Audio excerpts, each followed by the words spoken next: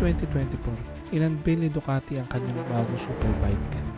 Ito ang Ducati Panigale V2. Isang middleweight superbike na malakas pero hindi nakakatakot. Ang kombinasyon ng estilo at performance, perpektong-perpekto sa kalsada at sa racetrack. May 130 horsepower twin-cylinder engine. Handa kang dalhin nito sa bilis na hindi mo akalain. Ang bike na ito ay balanse para sa mga gustong mag-enjoy na hindi nalulula. Punong-puno din to ng advanced tech tulad ng traction control, cornering ABS at quick shifter para mas ligtas at smooth ang ride mo, mapakalsada man o racetrack. Magaan ito sa timbangan. Meron itong 176 kilograms, kaya madali siyang imaniobra.